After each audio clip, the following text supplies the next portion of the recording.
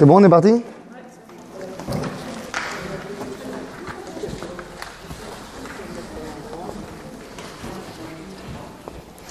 Tov, Erev Tov. Erev Tov, Mvorach. On est de retour. La Géoula, le retour.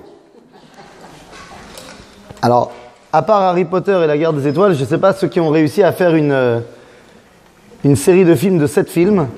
Donc on verra comment nous on va réussir à avancer, Bezrat Hashem.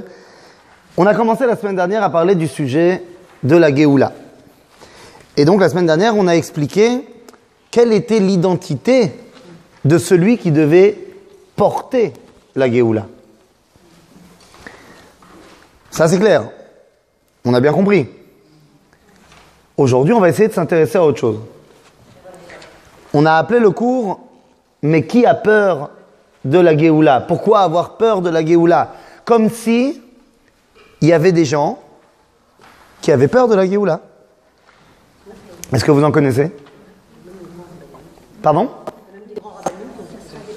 Alors, il y a même des grands rabbinim, on va parler des grands rabbinim. Mais d'abord, je veux savoir, dans notre entourage, est-ce qu'il y a des gens qui auraient peur de la Géoula?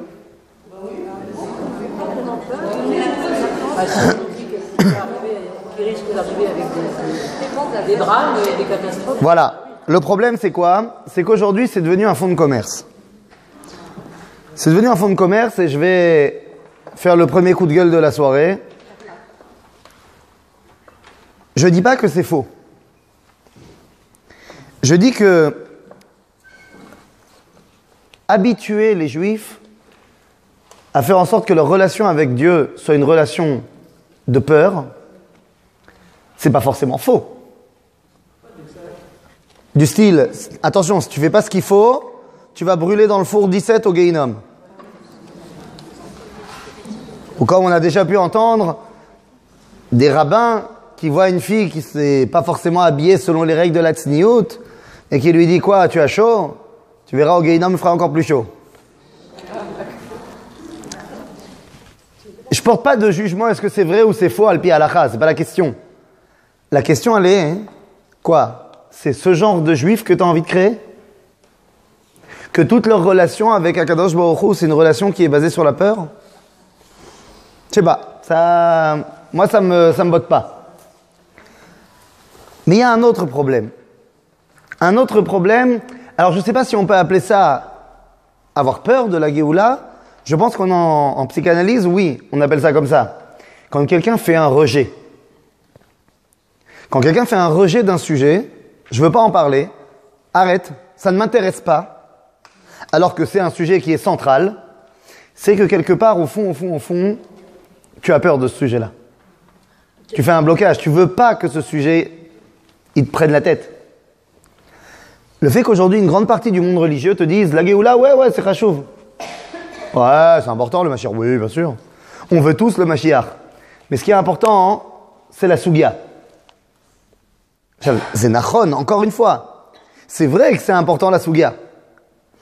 Mais ne pas comprendre qu'aujourd'hui, la question de la Géoula est centrale dans l'identité juive, c'est ne pas comprendre qui on est maintenant. Où on est maintenant. Quand on est maintenant. Donc le sujet est d'autant plus important. Maintenant, que ce soit parce que je fais un blocage, je fais un rejet, ou que ce soit parce que j'ai un fonds de commerce et que moi je veux garder des élèves qui ont très très peur, parce que vous comprenez bien que c'est beaucoup plus facile de fidéliser une clientèle qui a peur que de fidéliser une clientèle qui réfléchit. Donc ça, c'est dire. Quoi? La ron ou la nachon? On n'a pas donné de nom. On n'a pas donné de nom. C'est pas une peur, je pense que c'est une crainte tout simplement. Blanc bonnet, bonnet blanc. La crainte de quoi? La crainte que ce soit dans des conditions très difficiles. Donc ça veut dire avoir peur. Je pensais que vous alliez me dire la crainte de Dieu. C'est pour ça que je vous ai demandé la crainte de quoi? Non, c'est pas tellement vadaï. Vous savez, il y a une grande différence entre Yirat Shamaim et Yirat Hashem. C'est deux choses complètement différentes. Bevadaï. Et il y a d'ailleurs entre les deux une madriga. Une dimension entre la crainte du ciel et la crainte de Dieu. Il y a une dimension qui s'appelle Ahavat Hashem. C'est quoi Yirat Hashem? Donc on pourrait appeler aussi Yirat Aromemut. C'est, j'ai pas la crainte, j'ai pas peur. C'est que quand je suis face à l'Éternel, Qui je suis, Bichlal, pour émettre un son? C'est pas une question que j'ai peur, c'est que je prends conscience. Hello? Avat Hashem, c'est je fais les choses parce que c'est mon papa. Il m'a dit de le faire, j'ai envie de le faire parce que je l'aime. Yirat Shamaim, c'est quelque chose qu'on n'a pas inventé. Yirat Shamaim, nos ancêtres, les Gaulois, l'avaient bien fait. Ils avaient peur que le ciel leur tombe sur la tête. Yirat Shamaim, Mamash Yirat Shamaim. C'est-à-dire, j'ai peur de me prendre un coup sur la tête. Alors, le coup sur la tête, on va l'appeler Gog ou Magog, on va l'appeler Gehinom, on va l'appeler comme vous voulez. C'est l'homme méchané. Maintenant, encore une fois, je dis pas que c'est pas vrai. Gog ou Magog, ça existe, Gehinom, ça existe. Je dis pas que c'est pas vrai. La question, elle est de savoir où je mets mes forces. Et de manière générale, c'est comme ça que j'ai reçu de mes maîtres, il vaut mieux mettre ses forces dans la construction plutôt que dans l'éviter, de le fait d'éviter la destruction. Comme disait le Rav Kook, quand tu veux faire tchouva, commence pas à regarder tes avérotes. Commence à regarder tes mitzvot. Commence à regarder là où t'es bien et fais mieux. Continue là-dedans. Et quand tu seras fatigué, remets-en une couche. Comme ça, au final, tu seras trop fatigué pour faire des avérotes. Te prends pas la tête. Abotai, enfin, Gvirotai, l'habitude. On va parler donc de cette peur de la Géoula, mais pas du tout de celle qu'on vient d'énoncer maintenant en introduction. Il y a effectivement, et évidemment, vous comprenez bien que tout ce qu'on va dire maintenant, qui touche à nos sages, a une répercussion évidente sur ce que nous vivons aujourd'hui. Ce que nous allons voir maintenant, c'est qu'effectivement, parmi les plus grands maîtres du peuple juif, il y en avait qui avaient très très peur de la Géoula. Et très honnêtement, pour de bonnes raisons. Tout d'abord, il faut bien comprendre qu'il y a une phrase, et c'est par elle qu'on va ouvrir notre étude, dans la source numéro 1. Le Talmud, dans le traité de Sota, nous dit la chose suivante. Be'ikvot meshicha chutzpa yazge. Qu'à l'époque de messianique, l'époque que nous vivons aujourd'hui, la chutzpa va jouer des heures sup. Va jouer des heures sup. La chutzpa va être au premier plan. Chav, ça fait peur ou pas? Ça dérange. Ça dérange qui? Ça dérange les parents? Non. Les parents, ils ont l'habitude. Toute personne qui a des adolescents, ou en préadolescence, ou en pré-crise d'adolescence, ma fille a 9 ans, j'ai l'impression qu'elle en a 17, à kol beseder. C'est chutzpa, c'est beseder. Les parents, ils savent gérer la chutzpa, parce qu'ils sont tous passés par là. Il n'y a aucun problème. Mais qui a peur de la chutzpa? C'est le manque de Ça dérange qui? Le klal. Ah non, le klal, il est chutzpan. Donc c'est bon. Non, le klal, il s'en fiche, il s'arrange très bien, il est balabait. Pour un enfant, il y aurait des limites quand même. Évidemment. Mais attendez, la chutzpa, ça veut pas dire qu'on laisse ouvert. C'est-à-dire, c'est pas ça qui me fait peur. Quand j'ai un enfant qui veut pas ranger sa chambre, quand je lui dis de ranger sa chambre, je vais pas m'effondrer à cause de ça. Je sais gérer. Non, c'est grave. Il a pas écouté son père, c'est pas bien. Mais c'est grave. Mais bevadaï, c'est grave. Des fois, si ça se reproduit, oui. Bevadaï, c'est grave. Mais c'est pas quelque chose qui va me faire perdre mes moyens. C'est-à-dire, on sait gérer. On sait gérer. D'ailleurs, moi, j'ai développé une nouvelle technique avec mon fils. Incroyable. On a commencé ça, j'ai commencé ça par hasard. Enfin, par hasard, je sais pas. Mais avant en Elul, où tu as expliqué que Kadosh Baruch Hu, il écrit tout. Sefer HaChaim, c'est pas. Et donc maintenant, dès que il se comporte pas bien, je fais comme ça. Et ça marche. C'est ça? Il a 6 ans. Mais attaché. La chutzpah, elle fait pas peur, stam à nous. Elle fait peur à un style de personne. Parce qu'elle est anti ce que eux ils font. Ces personnes, en l'occurrence, c'est les rabbins. Mais attention, c'est pas péjoratif. Les rabbins, c'est quoi leur boulot? C'est d'enseigner quoi? La Torah. Seulement, pour pouvoir enseigner la Torah, il faut ce qu'on appelle boshet panim. Et pour pouvoir recevoir la Torah encore plus, il faut boshet panim. La hanava. Si tu te crois déjà, je sais tout, tu vas rien pouvoir recevoir. Tu es déjà plein de toi. Donc, la chutzpah, c'est l'inverse de la bouchat panim. C'est l'inverse de la hanava. C'est quoi la chutzpah, Slicha? La chutzpah, c'est de dire, oh, tu vas pas me dire ce qu'il faut faire. Moi, je sais. C'est l'inverse de ce que j'ai besoin pour enseigner et étudier la Torah. Alors quoi? Alors si beikvot meshicha chutzpah yazge, si lorsqu'on parle de la Géoula, la chutzpah avance, à qui ça va faire peur? Particulièrement aux rabbins. Ils peuvent plus faire leur boulot. Et particulièrement aux grands rabbins, qui sont pas en train de s'occuper de petits enseignements, mais au contraire, qui sont en train de nous enseigner les fondements de la Torah, les fondements du dévoilement de Dieu. Et je vous amène ça comme introduction parce qu'en fait, notre étude ce soir, elle va être tournée. Alors, je l'ai divisée en plusieurs sources, parce qu'on va suivre un schéma. Mais de manière générale, on va s'attacher à un passage du Talmud, dans le traité de Sanhédrin, dans la fin du traité de Sanhédrin, dans ce qu'on appelle Perek Chelek, qui commence en disant « Kol Israël Eshlaem Chelek Leolam Haba ». Et bien là-bas, regardez dans la source numéro 2, ça commence comme ça. Donc, dans le traité de Sanhédrin, à la page 98 au verso, on nous parle de 3 rabbins. Et encore une fois, 3 rabbins, pas des petits joueurs. Oula, Rabba et Rabbi Yochanan, parmi les plus grands maîtres du judaïsme. Et quand ils parlent de la Géoula, voilà ce qu'ils disent. Amar Oula, Yete velo achmine. Ce qui veut dire en bon araméen, qu'ils viennent, ils parlent de qui? Du Mashiach, qu'ils viennent, Yete velo achmine. Et je ne veux pas le voir. En d'autres termes, ok, le Mashiach il va venir, mais moi je veux pas vivre à cette époque-là. Moi je veux pas le voir. Mais attendez, il n'est pas le seul. Il n'est pas le seul, regardez. Vechen amar Rabba, Yete, velo achmine. Vegam Rabbi Yochanan, il dira la même chose. Az lama? Lama makara? Qu'est-ce qui se passe de si problématique pendant la Géoula, pendant cette période-là, qui met nos rabbanim dans une peur panique? À votre avis, qu'est-ce qui pourrait être le vrai problème? On a 3 rabbins, je vous le donne tout de suite en spoiler, ils n'ont pas peur les 3 de la même chose. Chacun a peur d'une autre chose. Alors on va commencer par Rava. Rava, il a un problème. C'est quoi son problème? Bien regardez, dans la source numéro 3, sa bar plukta, sa chavruta habituelle, Abaye vers Rava. Et Rava, Abaye lui dit, Amar le Abaye el Rava.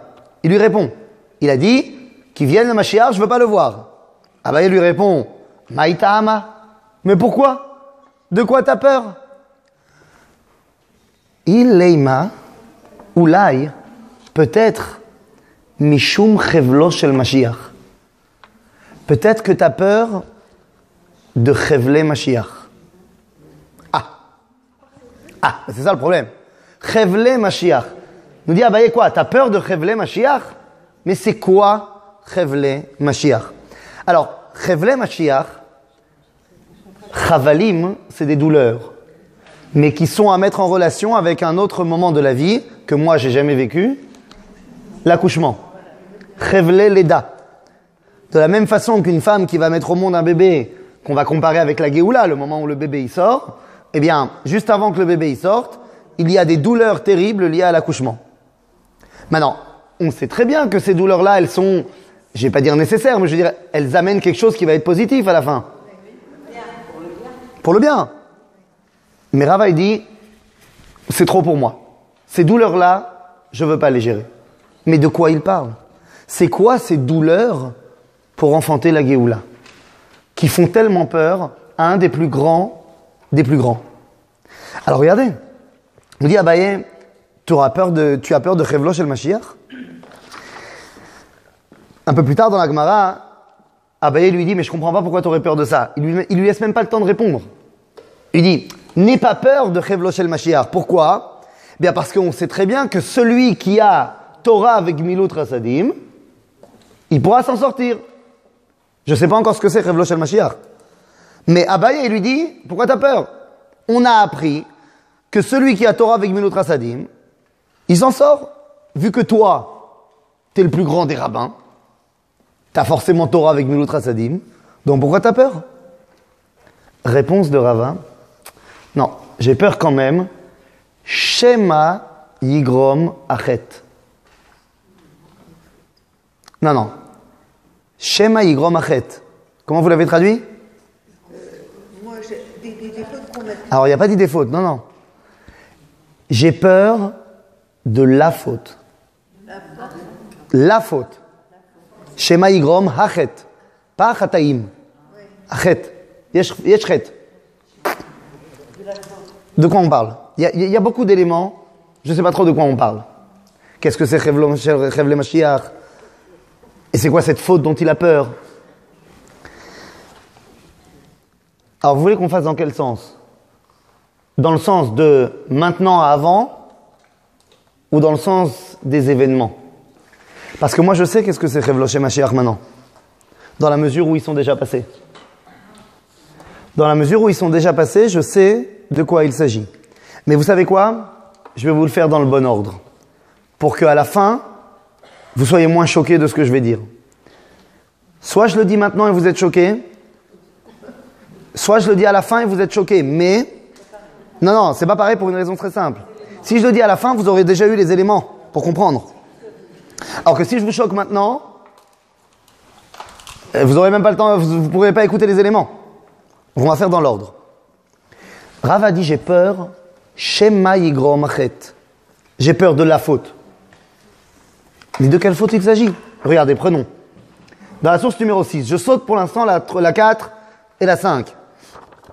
Ve'atanya. C'est ce que Abaye lui dit. Mais on a appris.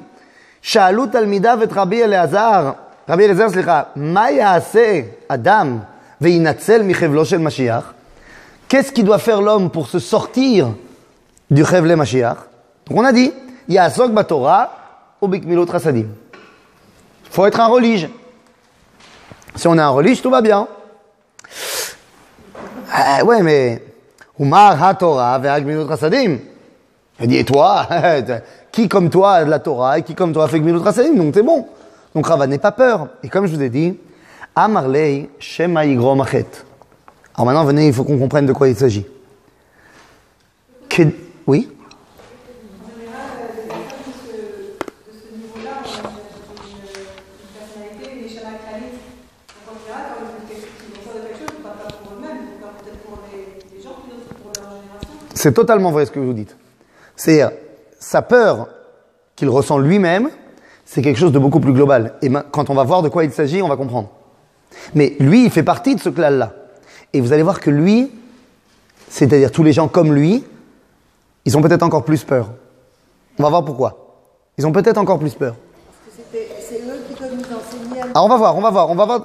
Tout va être clair à partir du moment où on sait de quoi on parle.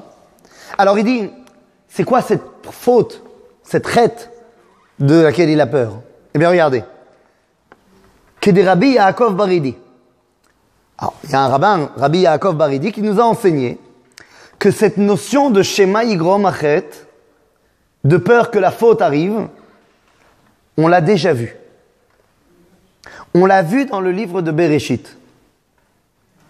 Dans le livre de Bereshit, on nous dit que Dieu, il a promis à Yaakov, quand Yaakov part chez Lavan,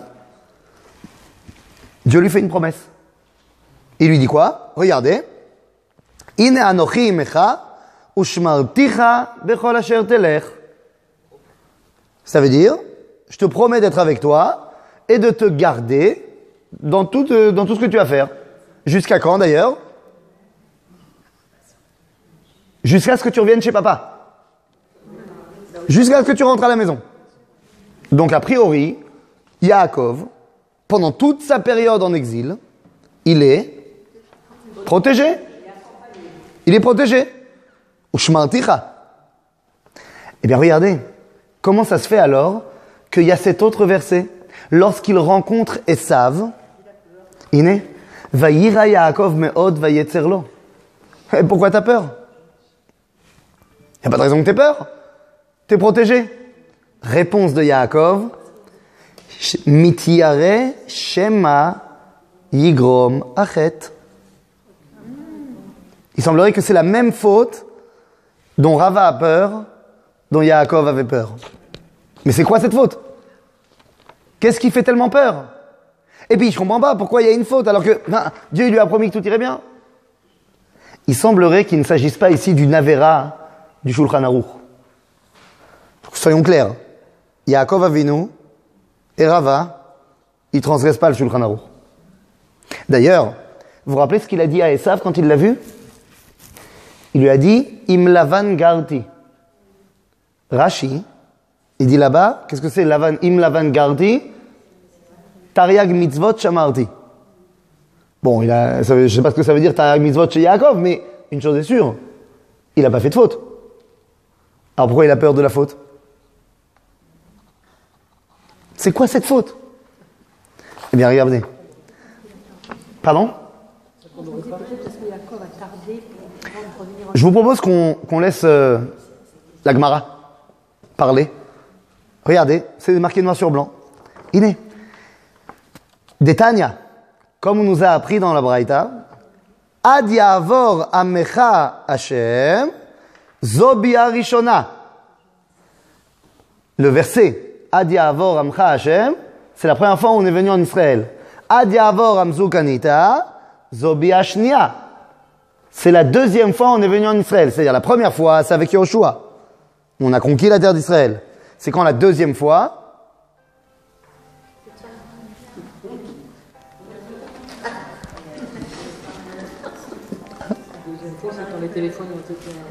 la deuxième fois, c'est avec Ezra et Nehemia. Quand on revient après l'exil de Babylone. D'accord? Et qu'est-ce qu'elle nous dit ici, la Gemara? Regardez, c'est écrit noir sur blanc. Amor me'ata re'uyim ayu Israël la'asot lahem nes bebiya shniya ki bebiya rishona. Pourquoi dans la deuxième Géoula, c'est-à-dire à l'époque où on est revenu avec Ezra et Nehemia, pourquoi il n'y a pas eu de grands miracles comme il y a eu à la sortie d'Égypte? Réponse de la Gemara. Cette fameuse traite dont on parle depuis tout à l'heure, elle a chez Garam Achet. Ah ben voilà, Ezechet. On n'est pas plus avancé alors. C'est-à-dire qu'on a déjà 3 personnes. Rava, il a peur de la faute. Yaakov, il a eu peur de la même faute. Et si on n'a pas eu de miracle à l'époque de Ezra et Nehemia, c'est à cause de la même faute. D'accord, mais c'est quoi la faute? Hein? Non, il est temps qu'on le dise clairement. Vous avez remarqué le timing. C'est la petite musique pour mettre l'ambiance. Parce qu'on est en suspense. Alors Iné, je vous ai mis ici, on va d'abord 2 secondes lire la source numéro 8, on viendra à la 7 juste après. Je sais qu'on n'a pas lu encore la 4 et la 5, ne vous en faites pas. Ezechet, Omer Sefer Akuzari, Rabbi Yehuda Halevi, dans son Mahamar Sheni, Ezechet aya le'ole bait sheni. Qu'est-ce qu'il y a marqué? Shelo kulam alou. Parce que tout le monde n'est pas venu en Israël. Parce que tout le monde n'est pas venu en Israël. Attendez. Là, on va tout de suite passer pour des sionistes. Là, calmons-nous. À l'époque du deuxième temple, à l'époque de Ezra et Nehemia, qui a dit qu'il fallait rentrer en Israël? Alors ça, c'est déjà avant. Koresh, c'est avant Ezra et Nehemia. Bon, Koresh, il a donné la permission aux Juifs de repartir. Il a fait Meod, Todarabah. Mais moi, je suis un Juif. Moi, j'attends que le Rav, il me dise qu'il faut partir. Bon, pas de problème. Dieu, il a envoyé un Rav de Ligue des Champions. Il a envoyé un prophète. Chagai Hanavi. Regardez le livre de Chagai. Chagai dit Ko Amar Hashem. Yalla. Comme ça, il a dit Yalla. Bon, est-ce que ça a marché? Puisque le roi des nations, il a dit, vous pouvez y aller, reconstruire le Beth Amikdash, et que Dieu, il a envoyé un prophète pour dire, c'est bon, on peut y aller.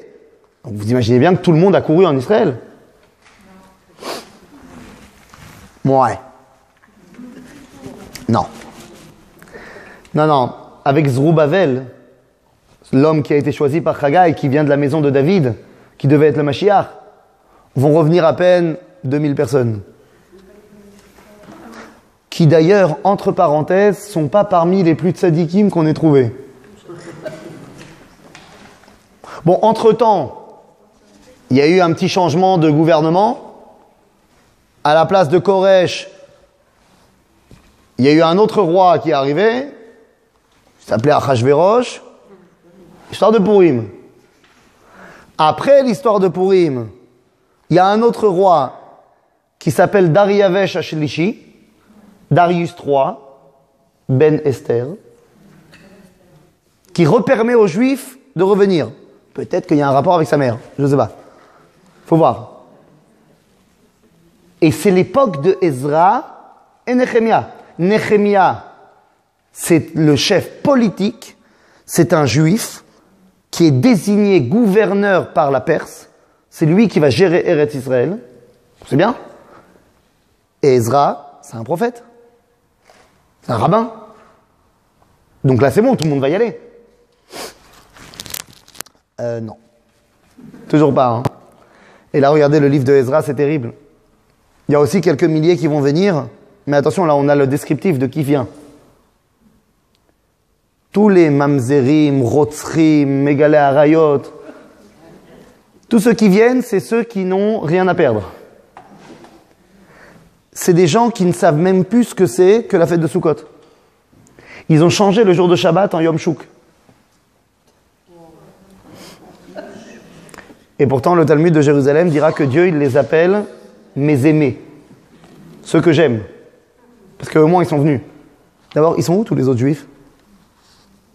Bah, ils sont restés en Perse, évidemment. C'est tellement mieux là-bas. Qu'est-ce qu'il a dit Rabbi Yehuda Halevi? Ze'achet shel Bait Sheni. Et donc maintenant, je fais une transposition. C'est quoi la faute de Yaakov? C'est pas une faute du Shulchan Aruch. Pourquoi Yaakov il est parti de chez papa et maman? Pourquoi il est parti? Pour deux raisons. Un, pour se marier. Et deux, parce que Esav le menace. Donc pour pouvoir rentrer, il faut répondre aux deux missions. Bon, le coup du mariage, c'est bon. Bon, il l'a fait x4, mais c'est bon. Ça, c'est bon. Et Esav, est-ce que je peux faire... Je peux tenir tête? C'est Dieu qui parle. Est-ce que je peux tenir tête à Esav ou pas? J'ai très peur. Je vous dirai bien. Ben non, pas au début. Quand est-ce que Yaakov, pour la première fois, va dire à Lavan, je m'en vais? Quand Yosef naît. Quand Yosef naît, Rashi dit, Nolad sitno shel Esav.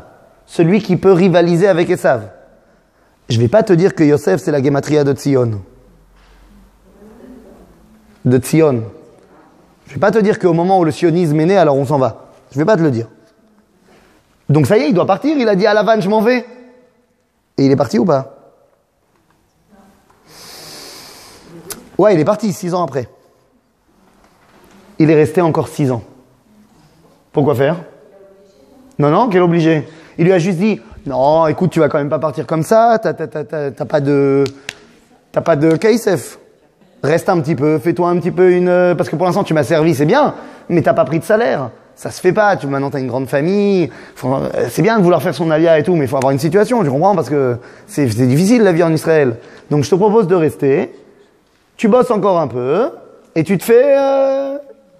Et il est resté pendant 6 ans pour avoir tous ses troupeaux. Les troupeaux à l'époque, ça s'appelle l'argent. Les troupeaux, c'est l'argent. Donc Yaakov, il n'est pas rentré. Lama? Alors quoi? Yaakov, c'est juste un mec qui veut de l'argent. C'est Yaakov Avinu. Qu'est-ce qu'il dit, Sha'ar Gilgulim? Dans la source numéro 7. Alors, c'est pas le texte exact. Je voulais un petit peu remasteriser pour que déjà ce soit pas en araméen et deux, qu'on comprenne de quoi on parle. Pourquoi Yaakov, il est resté là-bas? Quoi? Vous croyez vraiment que c'est juste pour avoir de l'argent? Il comprend que tous ces moutons, entre parenthèses, entre guillemets, qui va sortir de chez Lavan, c'est ce qu'on appelle dans le langage de la Kabbalah, Nitzotzot HaKedusha Shebetoch HaKlipa. Il comprend bien qu'il y a des choses à sortir de cet exil-là. À tel point d'ailleurs, que Chazal vont nous dire combien À combien s'élevait le troupeau de Yaakov? Combien de têtes de bétail il avait? Ah, évidemment, la Gemara, elle donne un chiffre qui n'est pas réaliste, mais qui est très symbolique. Il dit qu'il avait 600 000 moutons. Vous comprenez de quoi on parle? Il y a une histoire comme ça. Hein. Il y a une histoire qui est racontée par le grand joueur de musique Moussa Berlin. Il y a un nigoun, comme ça chez les Chassidim très connu, un nigoun qui s'appelle Nigoun Abal Shem Tov. C'est un nigoun très particulier. Et un jour, il a raconté l'histoire que le Chassidim demande d'où ça vient ce nigoun. Ils ont demandé au Baal Shem Tov. Le Baal Shem Tov, il a répondu que ce nigoun, il l'a entendu et il l'entendait tous les jours quand il était un mouton dans le troupeau de Yaakov. Et que Yaakov, il rentrait du travail fatigué et il chantait comme ça et c'est ça qu'on entendait. Nous. Ça voudrait dire quoi? Que Yaakov, il va pas stam faire ça, de faire de l'argent. C'est de la Gdoucha qu'il essaye de ramener. Alors pourquoi Yaakov, il tarde? Qu'est-ce qu'il est... Il sait pas. Il n'est pas sûr qu'il a fini son boulot là-bas. Combien de fois on a entendu les rabbonim qui ont dit « Moi, je fais encore mon travail, j'ai du travail à faire en Chutz La'aretz. » Avec ma communauté. On espère qu'ils sont honnêtes. On espère que c'est pour ça. Non, on espère que c'est pour ça. On va pas dire du Hachonara des rabbonim. On espère que c'est pour ça. Et on n'espère pas que c'est parce qu'ils comprennent très bien qu'en Israël, personne ne va les prendre comme rabbin de communauté. On espère que c'est pour ça. Mais Yaakov, c'est vadaï pour ça. Yaakov, il veut pas partir parce qu'il se dit, mais il y a encore une neshama à sauver. Il y a encore une étincelle à sauver. Mais il a peur qu'il se soit trop attardé. Il était protégé, Yaakov. Dieu lui a dit, je te protège. Quand? Quand tu dois être en exil. Quand tu dois plus y être, d'ailleurs c'est toi qui l'as dit, tu dois plus y être. Il y a un verset incroyable, terrible, dans la paracha de Vaetranan, qui tolid banim ou vne banim, ce qu'on lit à Tisha B'Av. À un moment donné, il y a un verset qui dit, Ve'af gamzot, biyotam be'eretz oivehem, lo ma'astim, bien qu'ils soient en exil, biotam be'eretz oivehem, lorsqu'ils devront être dans le pays de leurs ennemis, je ne les abandonnerai pas. Je ne les abandonnerai pas. Mais nous disent Chazal, mazé biotam behavayatam yiyu, lorsqu'ils doivent y être. En d'autres termes, lorsque l'exil prend fin, ou tu rentres pas, mais je veux dire, moi, j'ai fait ma part. Yaakov a peur de quoi? Oui, on a compris que c'est quoi sa faute, mais il a peur de quoi concrètement? Qu'est-ce qu'il va, il a peur que Esav lui fasse quoi? Le tue. Qui? Juste lui? Toute sa famille. Attendez. Vous êtes en train de me dire que Yaakov a peur d'un drame qui pourrait tuer tout le peuple juif. Alors, le peuple juif, c'est 20 personnes à l'époque, mais c'est de ça qu'on parle.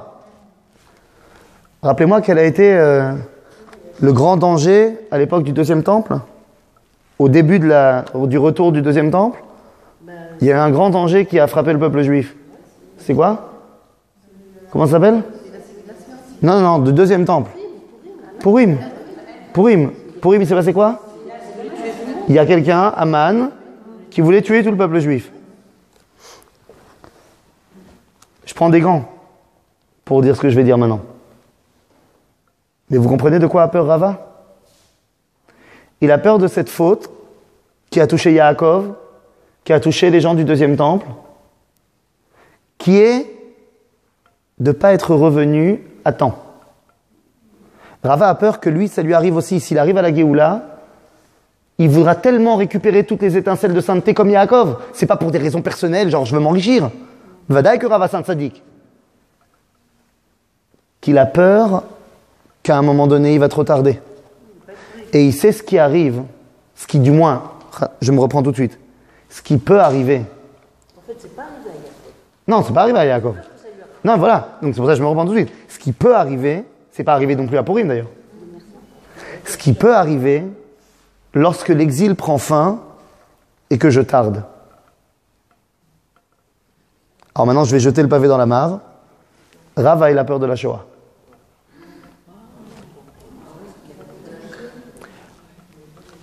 Lorsque Dieu nous dit « Je vous protège quand vous êtes en exil ». Mais quand le temps de l'exil est terminé, c'est déjà un autre problème. Et vous remarquerez qu'à chaque fois que l'exil a pris fin, entre le moment où l'exil a pris fin et le moment où la Géoula s'est installée, il y a eu un danger de destruction du peuple juif. Lorsque Yaakov part de chez Lavan, mais n'est pas encore rentré chez papa, il y a Esav qui vient et qui veut le massacrer, on s'en est sorti Baruch Hashem. Lorsque Am Israël sort d'Égypte, mais qu'on n'est pas encore arrivé avec Yoshua, va y avoir Amalek. Lorsque Am Israël sort de Perse, parce que Koresh nous a permis de sortir, mais avant qu'on ait reconstruit le Beth Amikdash, Ezra, Nehemia, Aman ve Purim. Après que le monde, par l'intermédiaire de la déclaration Balfour, de l'authentification de la déclaration Balfour à San Remo, que les nations nous aient permis de repartir et rentrer en Palestine, mais avant, malheureusement, la création de l'État d'Israël, on sait ce qui s'est passé. Et là, pour le coup, on n'a pas réussi à l'empêcher. On ne fait pas un cours sur la Shoah aujourd'hui, mais vous comprenez de quoi il a peur, Rava? Et c'est pour ça, regardez, reprenez maintenant la source numéro 4. Rava, il a peur parce qu'il a lu le livre de Daniel. Et il sait ce qui a marqué, regardez. Ba'et ha'i. Viendra un temps où Ya'amod Michael Asar Agadol Ha'omed al bene ammecha ve'aita et tzara asher lo niyeta miyot goy ad hayom hazeh. À un moment donné, où il y a un temps de drame tel qu'on n'a jamais vu dans le peuple juif. Je dis tout de suite, toutes les prophéties qui sont négatives, elles ne sont pas obligées de se réaliser, par opposition à des prophéties positives. Donc, c'est pas obligé la Shoah, chas v'shalom. Mais le risque est là. Qui va pouvoir s'en sortir? Regardez ce qui a marqué dans le livre de Yeshayahu. Va'aya anishar betzion ve'anotar birushalayim kadosh ye'amer lo kol hakatuv lechayim birushalayim. Le livre de Daniel continue en disant il y aura un temps terrible. Qui va être sauvé? Kol hakatuv basefer. Mais c'est Kol hakatuv basefer. Ine Yeshayahu il te dit Kol hakatuv lechayim birushalayim. En d'autres termes, et on l'a vu dans la réalité, ceux qui étaient déjà partis d'Europe, même s'il y avait une grande tension en Israël, parce que l'armée de Rommel, elle était en train d'arriver, et que si elle n'avait pas été arrêtée à El Alamein, on sait très bien ce qu'ils avaient prévu de faire ici avec le grand moufti de Jérusalem. Il y avait une peur terrible ici. Mais au final, Baruch Hashem, le Yishuv, il n'a pas été touché. Vous comprenez maintenant de quoi il a peur, Rava? C'est pas une question de j'ai oublié de faire le Birkat Amazon. C'est une peur qui est extrêmement profonde. Il sait très bien d'ailleurs que c'est pas obligé que ça arrive. Mais il sait très bien qu'il y a un risque. Et que si jamais il y a un risque, lui, il fera partie de ces rabbanim qui diront non mais il y a encore quelque chose à sortir d'ici. Honnêtement. Pas parce que j'ai pas envie de... Non. Honnêtement. Comme il y a des rabbanim très honnêtes qui ont dit il faut pas partir de Pologne. Je parle pas des rabbanim qui ont dit à sa communauté partez pas et qu'eux ils se sont barrés. Non, malheureusement c'est aussi arrivé. Non, je parle de gens qui ont été très honnêtes. Par exemple, Arav Elchanan Wasserman Zatzal, qui était complètement opposé au sionisme, mais pour des raisons toraniques, genre il était complètement contre. Il a dit il faut rester, tout ira bien. Heureusement, toute sa communauté et lui-même, ils ont été massacrés par les nazis. C'est pas le seul. Rava, il a peur de ça. Il dit, je saurais pas gérer un truc comme ça. Donc, yete velo achmine. Bon, c'est pas le cas de Rabbi Yochanan. Rabbi Yochanan, il n'a pas peur de la Shoah. Pour une raison très simple. Rabbi Yochanan, c'est pas un Babylonien. Rava, il est à Babylone. Il est en Galoute. Il est en Chutz La'aretz. Rabbi Yochanan, c'est un Eretz Israéli, la Méadrine. Il est ici déjà. Donc on a dit, il n'a pas peur. Lui, il sait, il est déjà ici. Mais lui, il a peur d'autre chose. Lui aussi, il va dire, Yete velo achmine. C'est la source numéro 9. Amar Rabbi Yochanan. Yete velo achmine. Moi aussi, le Mashiach qui vient, j'ai pas envie de vivre à ce moment-là. Je veux pas le voir. Bon. Amar le Resh Lakish, son copain, Resh Lakish, il lui a dit, attends, Maïtama, pourquoi t'as peur? Ilema mishum dirtiv. Alors là, faut y aller. Peut-être que t'as peur de quoi? Ka'asher yanus ish mipne ha'ari, upaga bo adov, vesamach yado al akir, venashcho nachash. C'est ça que t'as peur? De quelqu'un qui rencontre un lion, ensuite un nounours, et ensuite un serpent. C'est quoi ça? Non. Alors, quoi? Et quoi? Ah, vous dites par rapport au rêve de Daniel? Au Chayot? Non, c'est pas ça. Non, il dit tout de suite, j'avais juste après. Je vais le dire directement en français, c'est en araméen. Il dit, c'est quoi le harrier? Ça ressemble, quelqu'un qui va rencontrer le harrier, c'est quelqu'un comme si, qui rencontrait le gabaï de la tzedaka. C'est celui qui vient et qui te demande de donner de l'argent, donner de l'argent, donner de l'argent. En d'autres termes, quoi? T'as peur de la Géoula, hein, parce qu'il y aura des problèmes économiques? T'as peur de pas t'en sortir au niveau, non, mais tu sais, la reconnaissance de diplôme, j'avais un bon salaire en France. C'est ça que t'as peur? Ou alors, t'as peur du nounours? C'est quoi le nounours? Regardez qu'est-ce qu'il dit. Je reprends la source numéro 9. Dugmato ba'olam hazeh. Bezman she'adam yotze lasadeh upaga bo santer dome kemi shepaga bo aryeh. Nichnas la'ir upaga bo gabay. J'ai changé. Le premier, le aryeh, c'est quoi? C'est celui qui... Parce que Rabbi Resh Lakish lui dit, faut pas que tu aies peur de ces trois choses-là, puisque ces trois choses-là, ça arrive déjà dans notre monde. C'est-à-dire, même pas pendant la Géoula, on a ce genre de problèmes et on les gère. Les trois problèmes, c'est quoi? On a dit, c'est quelqu'un qui est dans le champ comme ça, il rencontre un sanitaire, quelqu'un qui veut détruire sa récolte, des ennemis, bon, ça on connaît, ça arrive, des fois il y a des guerres, c'est-à-dire on gère. Le deuxième problème, c'est les problèmes économiques. Et le troisième problème, c'est quoi? On continue. Dome shemi vododov, nirnas lebeto umatza beno banav ubnotav mutalim barav, dome shemi shenashcho nachash. C'est quoi? La famine.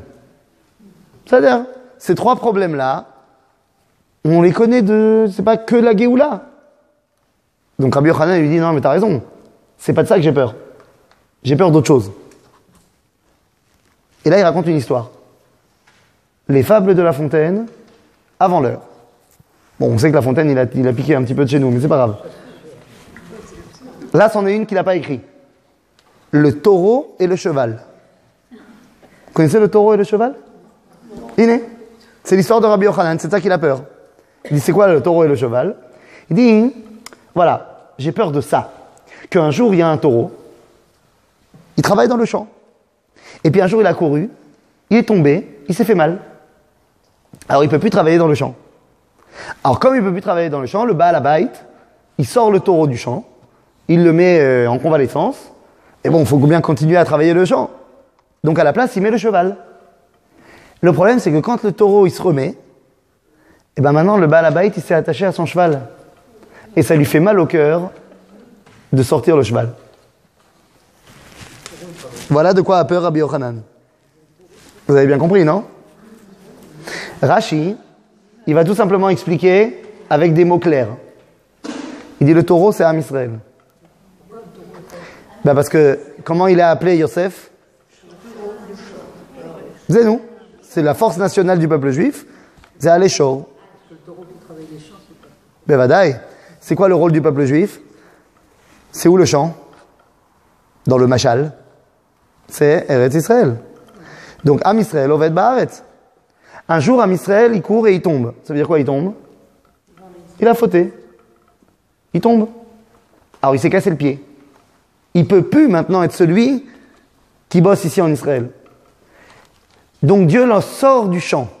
Parce que Dieu, c'est le Baal Habayit. Il l'emmène en exil. Seulement, on ne va pas laisser la terre d'Israël sans personne. Donc, on met à la place le cheval. Zeumot haolam. Ça travaille pas aussi bien que le taureau dans le champ, mais bon, on fait avec ce qu'on a. Et lorsque Am Israël choser le'atzmo, ils veulent rentrer. Mais le problème, c'est qu'à ce moment-là, Dieu il dit Alalu ma'aseh yadai ve'alalu ma'aseh yadai. Lama ani ma'adif elu mipene elu. Dieu il dit ah ouais, mais eux aussi c'est mes créatures.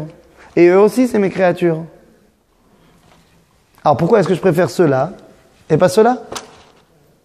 En d'autres termes, il avait peur de quoi, Rabbi Yochanan? Du problème palestinien. C'est tout simplement. Il a peur du problème palestinien actuel. D'où les Arabes ils sont là? Parce que nous on n'était pas là. Pas de shoot. Et ils disent maintenant, c'est chez nous. Et Dieu il a du mal. C'est pas la première fois d'ailleurs. C'est pas la première fois que Dieu il a eu du mal. Qu'il a dit ceux-là je les ai faits, et ceux-là aussi je les ai faits. Vous vous rappelez de quelque chose comme ça qui ressemble? Hein? L'ouverture de la mer, hein? Vous le gardez bien au chaud celui-là. D'accord? On va le garder aussi celui-là. Donc, Rava il avait peur de la Shoah. Rabbi Yochanan, il a peur de la politique actuelle. Il y a des raisons d'avoir peur de ça? Ouah!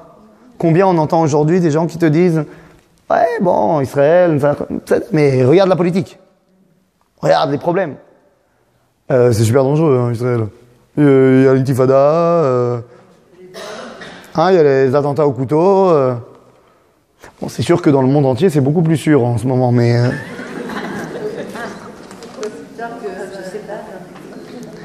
Comment ça aurait été possible qu'on fasse avant?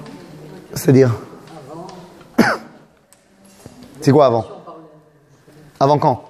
Avant qu'on ait l'État d'Israël. Avant, on était bien avant. Je comprends pas, on était là. Il y a un siècle avant. Non mais imaginez si on n'était pas parti en exil. Bon, on serait resté là. Si on était resté là, est-ce que le mythe palestinien il aurait pu créer? Non, on est là. Vous savez ce qu'il y a sur la carte, sur le passeport de ma grand-mère qu'elle a reçu quand elle est arrivée en Israël avec la Aliata Noire? Palestinien. Et les Arabes qui arrivaient, ils recevaient quoi? Non, Jordaniens. Donc c'est qui les Palestiniens? C'est les Juifs. Il y a des gens qui étaient bien avant. Lorsque Herbert Pagani, en 1975, il fait son fameux discours plaidoyer pour ma terre, il dit « Je suis un Palestinien d'il y a 2000 ans. » Nous? Vous avez d'accord? Maintenant, quand t'es pas là, ben, il y a quelqu'un qui prend la place. Mais on a dit qu'il y avait un troisième rabbin qui avait peur. Rava, il avait peur de la Shoah. Rabbi Yochanan, il a eu peur du problème palestinien. Mais il y a un troisième rabbin, c'est Oula. Et la Gemara ne nous a pas dit de quoi il a peur. C'est grâce à la réponse de Rav Yosef qu'on sait de quoi il avait peur. Rav Yosef, je reprends maintenant la source numéro 2. Rav Yosef, il dit comme ça, à la fin de la phrase. Ve Rav Yosef Amar, Yete, qui vienne, le Mashiach. Ve Eskei, et je veux avoir le mérite de Eitiv Betula de Chupita de Chamrei. Je veux avoir le mérite, excusez-moi du langage, de m'asseoir à l'ombre du caca de son âne. Jusque-là, je veux qu'il vienne. Je veux même avoir le mérite d'être assis à l'ombre des excréments de son âne. Ok. Il y a quelque chose. Il n'a pas choisi cette formule comme ça. Il y a un truc derrière. C'est quoi ça? Alors, parce que vous dites Chamor, Zechomer. Le problème, c'est que la notion de Chomer pour définir Aolam Hazeh, ça n'existait pas à l'époque de Rav Yosef. Mais, effectivement, Achamor, comment on traduit Chamor en moderne? Oui, c'est un âne. Mais je dis en moderne. Non, parce que vous savez que la Gemara, elle dit que le Mashiach, il va venir sur un âne. C'est Baruch qui ne viendra pas sur un âne. À la limite, il aura une voiture. C'est-à-dire, faut juste traduire âne en 21e siècle. On est d'accord? Faut pas... C'est-à-dire... Ou alors on te dit l'autre option, c'est qu'il viendra à l'Anané Shemaya. Qui va venir sur... Non. Anané Shemaya, des nuages. Ou alors on t'a balancé le Kanfé Nesharim qui a marqué dans le Sefer Shmot. Sur des ailes d'aigle. Ça fait très très très Seigneur des Anneaux quand même. Hein. Ouais, non, c'est surtout... c'est un film. Seulement le Mashiach, c'est pour de vrai. Donc c'est quoi les ailes d'aigle? Ça s'appelle un avion. C'est-à-dire, donc il y a deux options. Soit en avion, soit en voiture. C'est-à-dire, c'est pas très important pour nous. Ce qui est important ici, c'est que Rav Yosef, il dit, moi je veux m'asseoir à l'ombre des excréments de son âne. Donc maintenant on a compris, l'âne, c'est la voiture. C'est-à-dire, la Géoula, elle avance. Le processus de la Géoula, il n'est pas fixe, c'est pas un truc instantané. C'est un processus qui avance. L'âne en question, l'âne du Mashiach, c'est ce processus qui avance. Maintenant, dans chaque chose qui avance, il n'y a pas un risque, il y a des déchets. Il y a des déchets, c'est normal. Entre parenthèses, je pense que vous êtes toutes des tzadikotes, vous êtes des gens bien, on est Am Israël, on est bien, sans vouloir vous offenser, pas vous, hein, mais j'ai entendu dire qu'il y avait des Bnei Israël qui allaient aux toilettes. J'ai entendu dire. Non, je vous promets. Ah, je sais que ça paraît farfelu. Ça veut dire, En Malasot. Moi, je suis un être humain avec une Neshama qui est là pour dévoiler Akadosh Baruch Hu dans le monde. J'ai été créé Betzelem Elohim. Et pourtant, je vais aux toilettes. En Malasot, ça fait partie de... J'avance. Vadaï.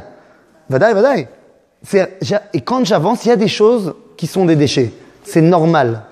C'est normal. C'est Besséder Gamour que dans la Géoula, que dans le processus de la Géoula, il y a des choses qu'il faut sortir. C'est Besséder. Maintenant, dites-moi. Là, il m'a quand même parlé de m'asseoir à l'ombre des déchets. Bah, j'avais vu un âne qui avance, qui fait des petites crottes comme ça. Bah, je veux bien, mais ça fait pas d'ombre. Pour qu'il y ait l'ombre des déchets, il faut qu'il y en ait beaucoup, et beaucoup au même endroit. Ça veut dire que qu'est-ce qui arrive à l'âne à ce moment-là? Il bouge pas. C'est-à-dire que des fois dans la Géoula, il y a des moments où ça stagne, où tu as l'impression que ça avance pas. Évidemment que si tu te balades en 1948, entre mai et juin, il n'y a aucun déchet. Ou du moins, s'il y a des déchets, ils sont tout petits.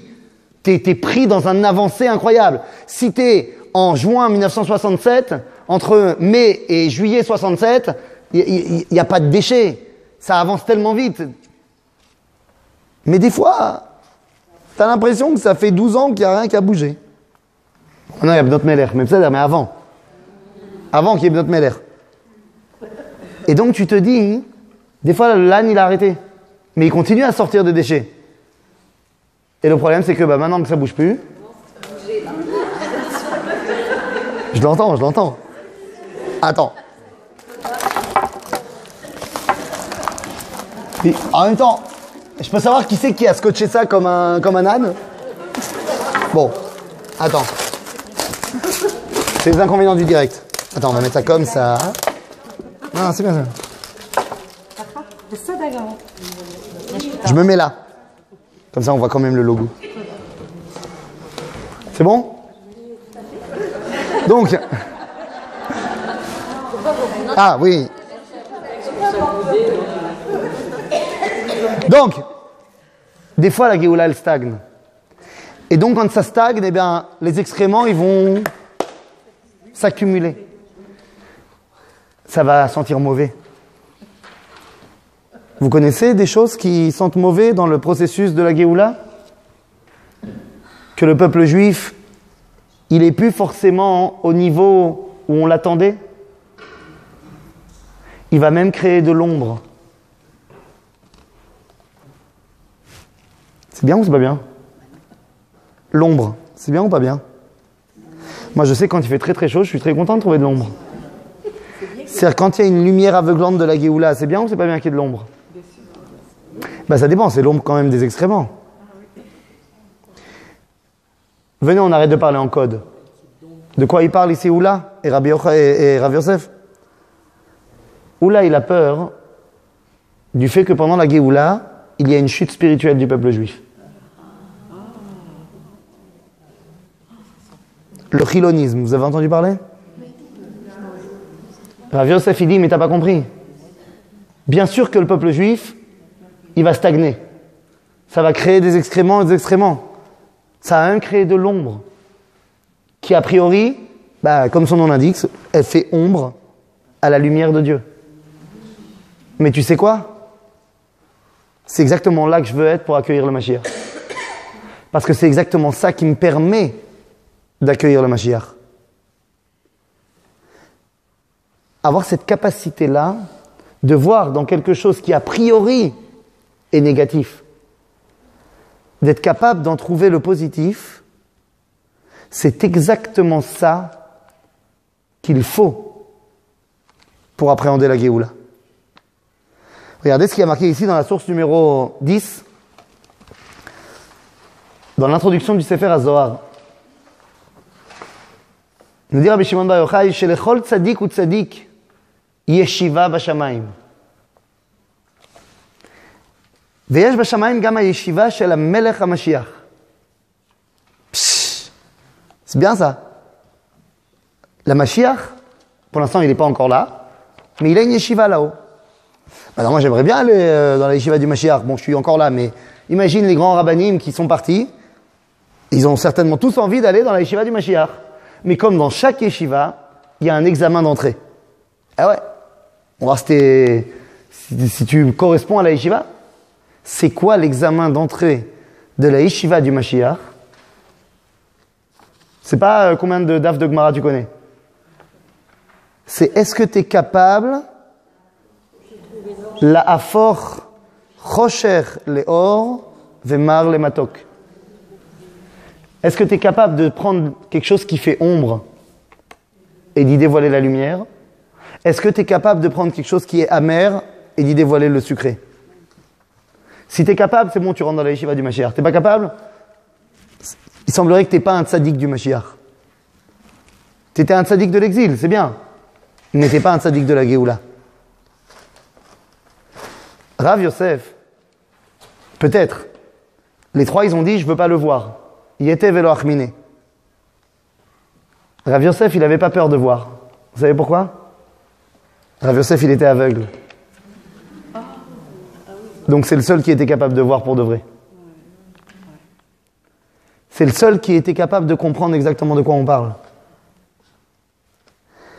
Alors comme on a dit, c'est pas la première fois.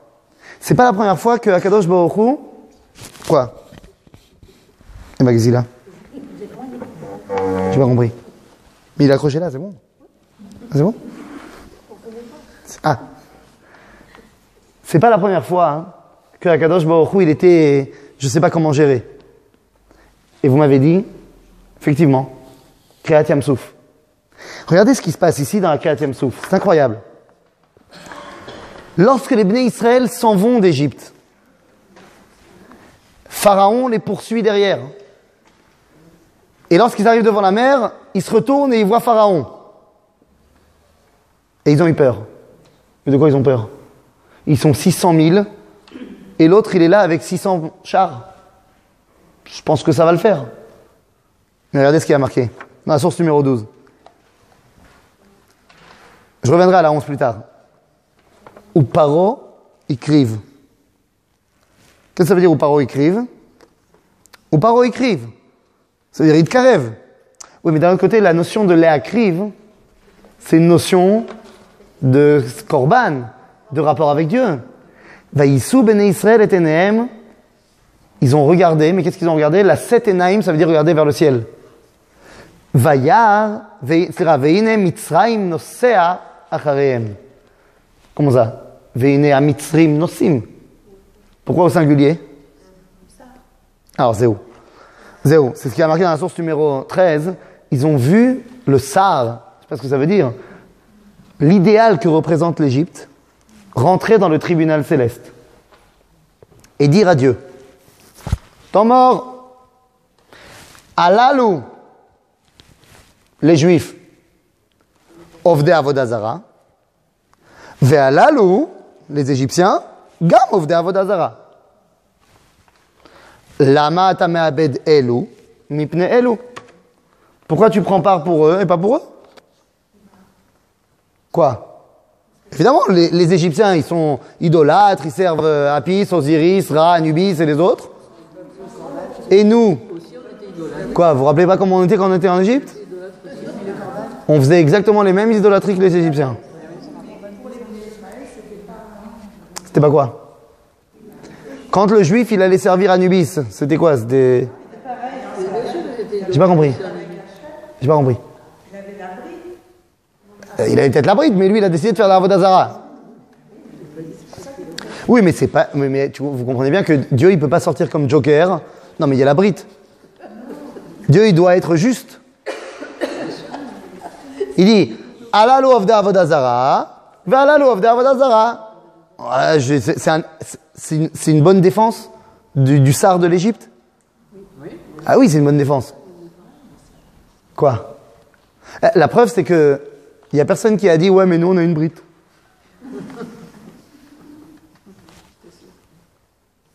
Quoi, aujourd'hui, on peut dire qu'on est dans la même situation? À ce moment-là, qu'est-ce qui se passe sur Terre?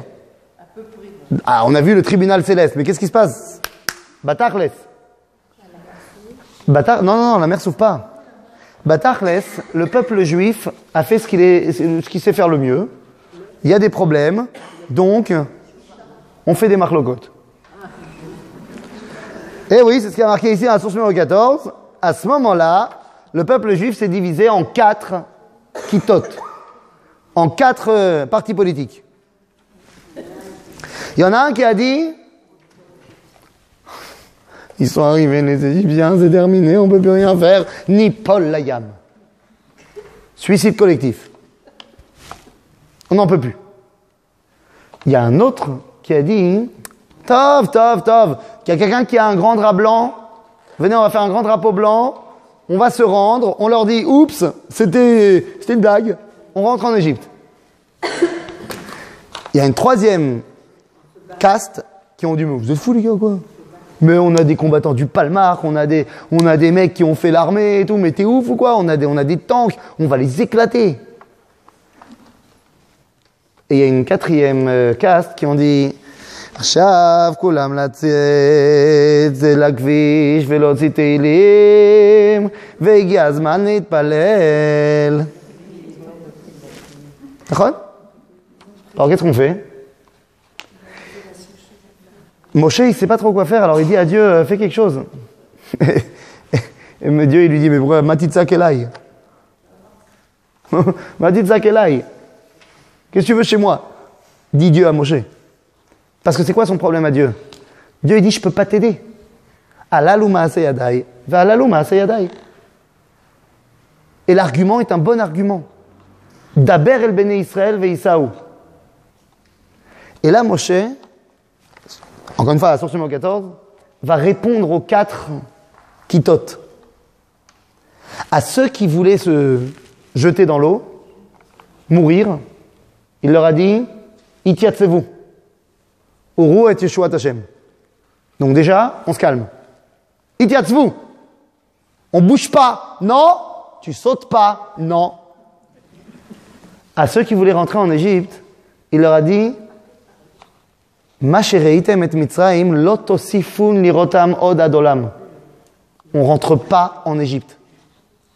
À ceux qui voulaient se battre, il leur a dit Hachem ilachem lachem. Vous n'êtes pas encore au niveau de vous battre. Et à ceux qui voulaient prier, il leur a dit Ve'atem tacharishun. Et vous, vous taisez maintenant. Vous vous taisez. C'est pas le moment de prier. Maintenant, pourquoi aucune des 4 options proposées par les Juifs n'est bonne? Parce qu'aucune ne rajoute de mérite. Les 4 propositions sont des propositions tout à fait naturelles de quelqu'un qui est en acculé, en danger. Il y en a qui vont jeter l'éponge. Il y en a qui vont se rendre à la situation. Il y en a qui vont, puisque je suis le dos au mur, eh ben je pousse. Et il y en a qui vont se réfugier dans le spirituel. Mais rien ne rajoute un véritable mérite. Dieu il dit à Moshe Matitzak Elai, Daber el Bene Israël ve'Isaou. Dis-leur d'avancer. C'est pas moi qui vais pouvoir avancer les choses. Et avant de vous donner la source numéro 15, par là qu'on va terminer, je reviens à la 11 qu'on n'a pas lue. On a dit que la Géoula, ça a avancé léat. Et que des fois, on a l'impression que ça stagne, mais pire que ça, des fois.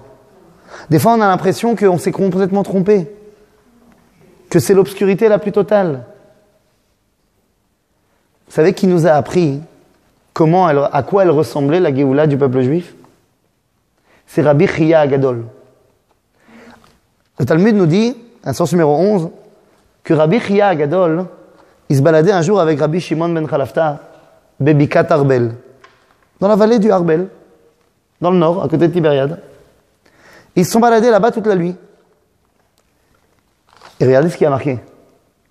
Quand ils ont vu Ayelet HaShachar, c'est quoi Ayelet HaShachar? Alot HaShachar, c'est pas le lever du soleil, c'est l'aube.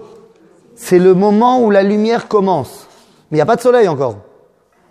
Et ceux qui ont déjà été réveillés à ce moment-là, vous savez que juste avant Alot HaShachar, c'est le moment le plus sombre de la nuit. Pourquoi? Parce qu'on ne voit plus les étoiles. C'est un contraste. C'est parce que comme la lumière va commencer, on arrête de voir les étoiles. Mais il y a un temps comme ça où il n'y a plus d'étoiles, mais il n'y a pas encore de lumière. Tu as l'impression que c'est le noir total. Si tu te fies à ce que tu vois, c'est le noir total. Mais si tu comprends dans quelle situation tu es en train de te trouver, tu comprends qu'en fait ce noir total, c'est génial. C'est génial parce que ça veut dire que zéro, ça commence. Quand ils ont vu Ayelet HaShachar, Rabbi Chia, il a dit à Rabbi Shimon, Kach hi geulatan shel Israël. C'est comme ça la Géoula du peuple juif.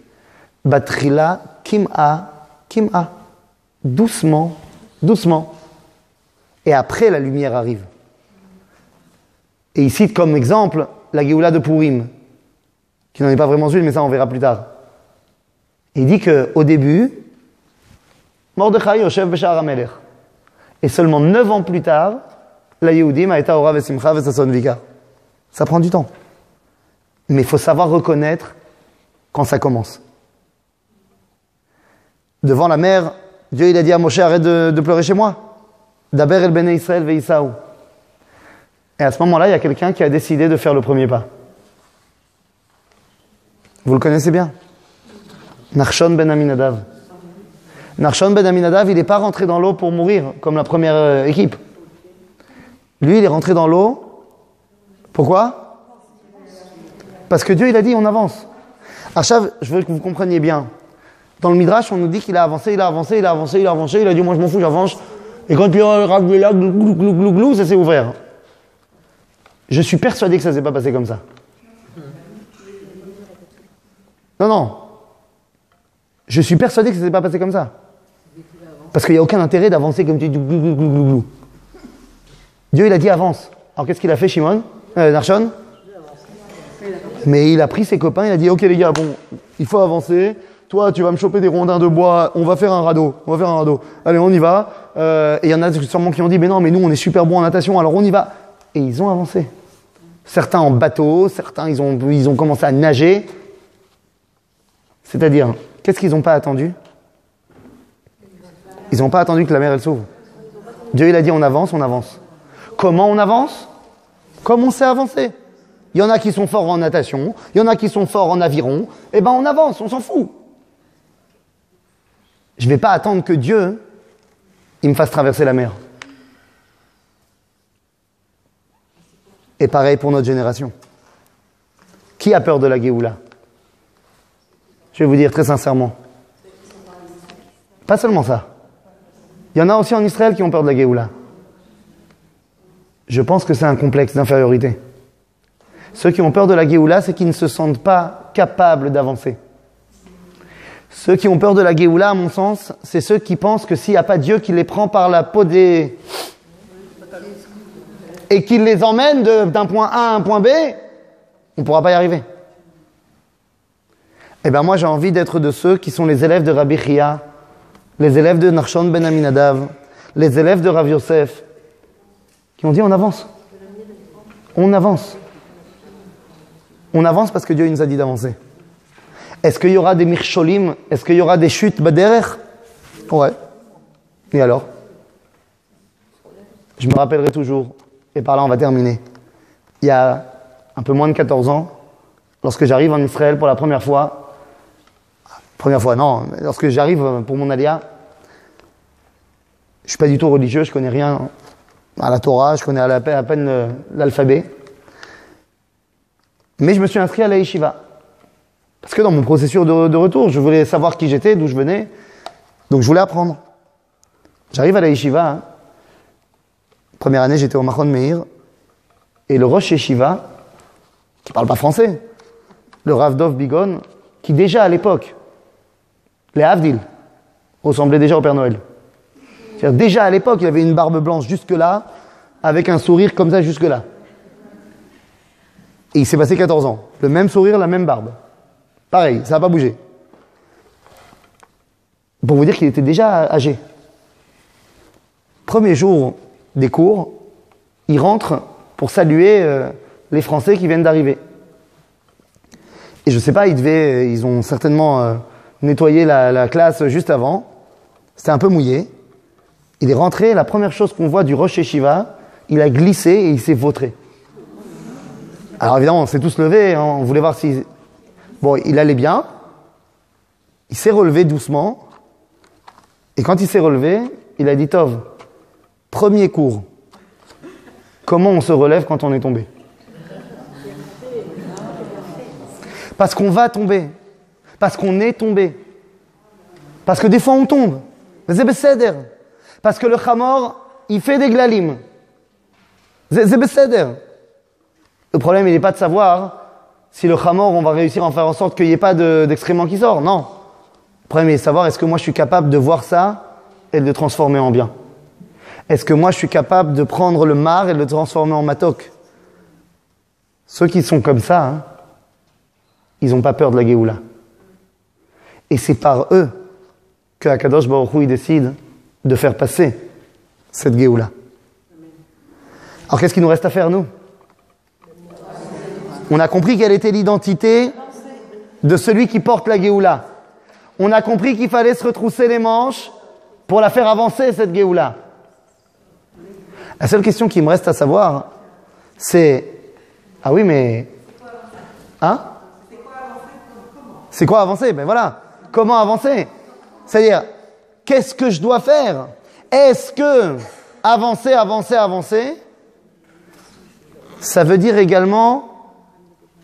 ramener des gens avec moi? Est-ce que ça veut dire également faire teshuva? Est-ce que ça veut dire me rapprocher de Dieu? Est-ce qu'il y a un rapport entre tout ça? Est-ce qu'il y a un rapport entre la Géoula et la teshuva? Eh bien ça, on verra la semaine prochaine. Hazak Baruch.